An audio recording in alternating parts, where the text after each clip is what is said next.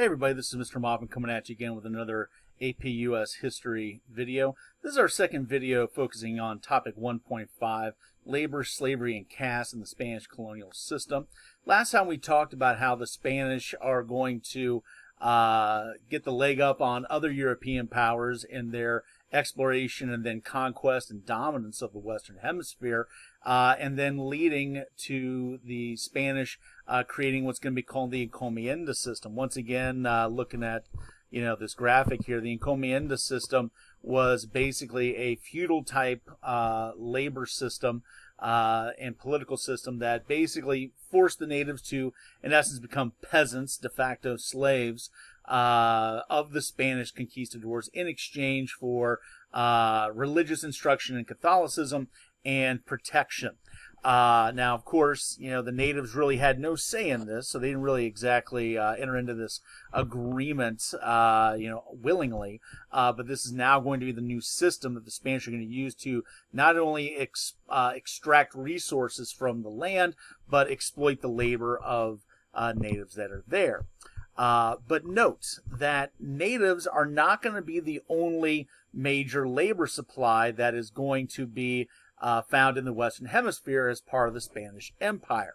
We're going to be seeing as we go through the the end of the 1500s into the 1600s, Africans being used as a major and then eventually the predominant labor source in parts of the Western Hemisphere.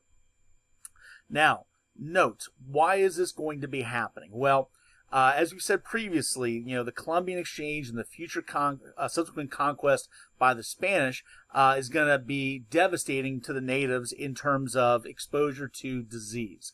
We're going to be seeing, once again, within about a century, 90% of native communities that had come into contact with Europeans will die from disease. So this is going to be, basically, eliminating natives as being a viable labor source over time. And, the Spanish are going to be then turning to another source for that labor. And that source is going to be Africa. So if you take a look at this map right here, this is going to be showing you what is going to become, the basic routes that African slaves are going to be making towards the Western Hemisphere. Now, note this is showing all African slaves from all European colonies and then independent nations over time.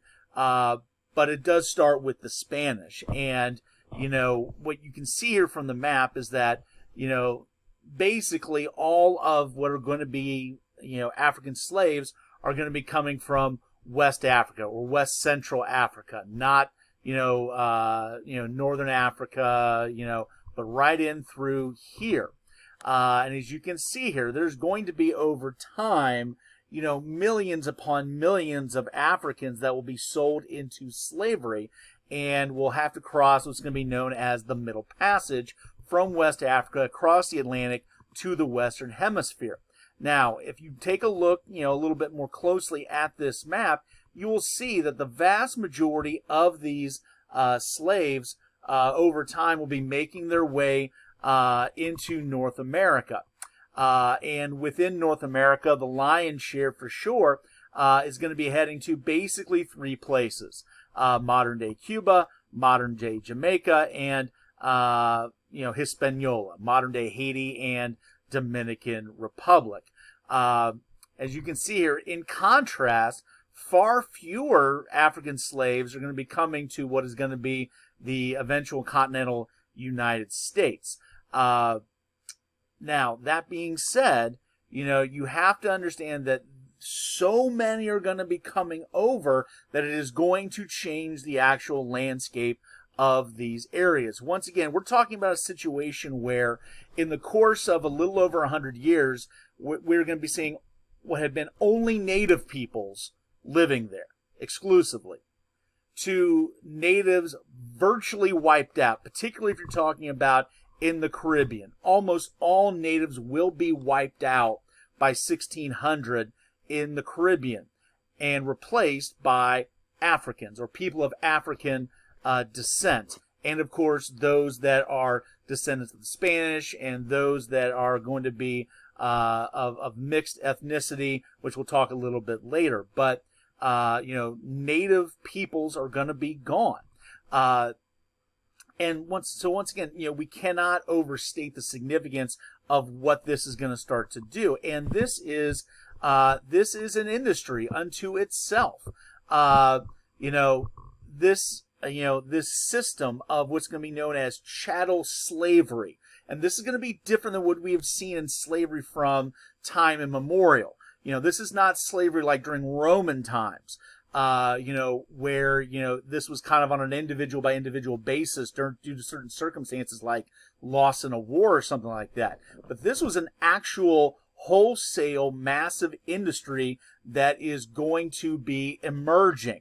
There is a lot of money in this horrific, evil industry known as slavery. And the Spanish are certainly going to be profiting from this. Now, the Spanish government itself does not have the ability to directly, run the Middle Passage, slave transport business. So what they do, as governments tend to do to this day, they farm it out to private individuals and will allow them to have exclusive contracts in the selling of slaves across the Atlantic to various parts of the Western Hemisphere in what's going to be known as the asiento system.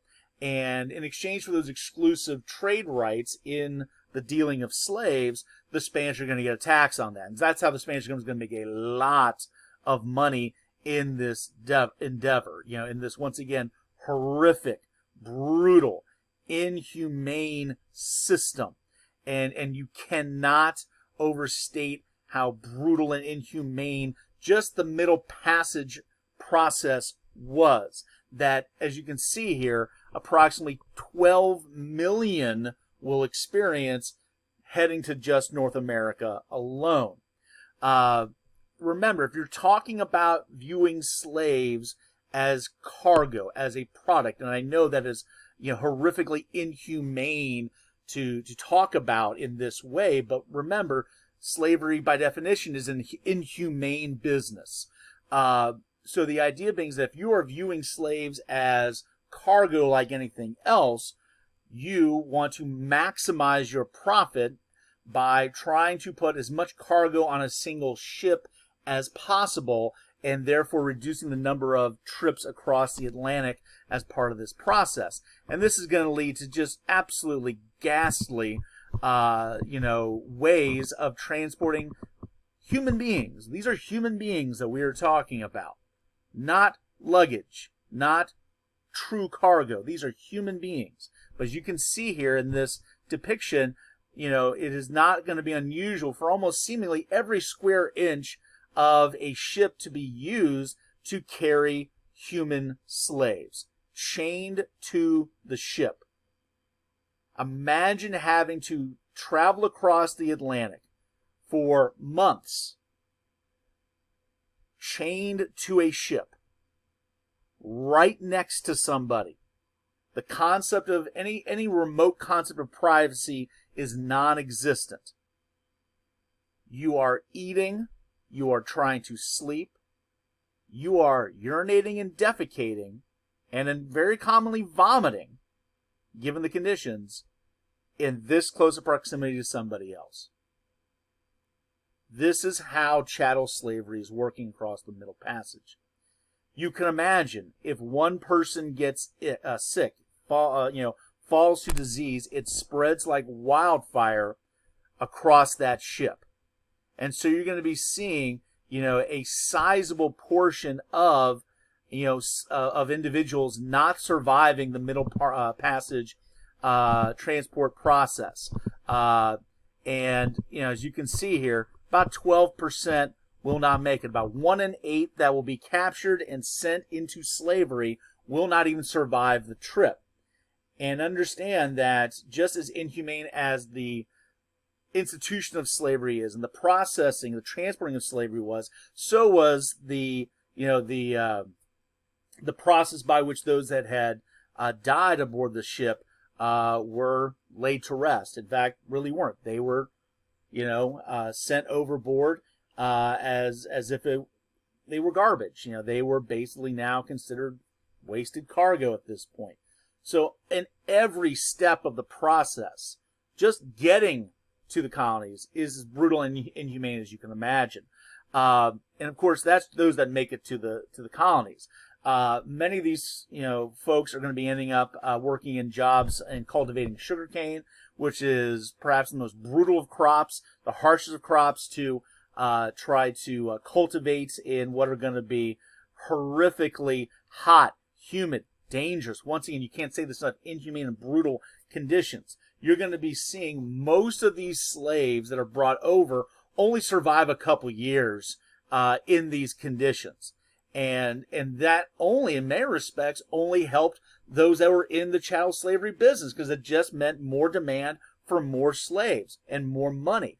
So, this on every level, as I'm sure you already know, but you can't overstate it. On every level, this is showing the worst of what humans can do to one another. Now, when we do talk about, those that are able to survive the Middle Passage process, and find themselves in this condition, the question is, how do you respond to this? And there are tremendous challenges to those that are brought over as African slaves, because you got to remember, Africa is extremely diverse in ethnicity and culture. So you very well are going to be, transported over, living, working with people that, are fellow slaves from Africa, but have very little in common culturally. And that's only going to aid those that are in charge of running these, encomiendas, etc., etc. But that doesn't mean, though, that, that slaves did not attempt and find some degree of success in resistance. And that would include, probably the most common form, which would be sabotage of the workplace. In other words, like, oh, well, that piece of machinery broke. Oh, well, too bad. You know what I mean? Kind of, playing dumb, trying to, work slowly, broken machinery, guess I can't work today. Some would be more bold and would try to run away, although that came with tremendous challenges, both environmentally, culturally, etc. Where are you going to go? Who's going to help you? And then in very rare occasions, you did see uprisings begin to be organized. Very, very few of those ever really blossomed into anything. And of those that did, very, very few had any kind of even temporary success. But what is also going to be a part of the African slave experience in the Spanish world is a desire to try to find commonality amongst themselves and start to create, and it will eventually over time create what is going to be an African slave culture in the West Indies in particular, that will blend together various, parts of various ethnic groups, and even some from the Spanish world, into developing, music and certain, religious values, spiritual values, etc., that will bring a sense of trying to find community in this unbelievably inhumane environment. Lastly, I did want to, speak to what is also going to emerge in the colonies very briefly, and that is going to be the Spanish caste system, which is going to be basically a social/political caste system, and it is going to be very, very well defined, and it's going to be based, it's going to be based on what your ethnicity is and where you were born. As you can see kind of this triangle, this pyramid, if you will, of the Spanish caste system. Now, in reality, it's way more detailed than this. But at the top, you have what we call peninsulares, who are those that are Spanish-born and then came to the colonies. They were at the top. They owned the most land. They had the most power, the most influence. Below them are what we call criollos or creoles, people that are also of pure Spanish ethnicity, but were born. So they were seen as not quite as Spanish. Below that, you had people that were of mixed ancestry, mestizos, Spanish and native, or mulattoes, Spanish and African, who had some but not much status. And at the very bottom, those that were natives or African slaves. So, as you can see here, very important, the value of the caste system in the Spanish colonial world. We'll leave it there for now. We'll see you next time. Bye-bye.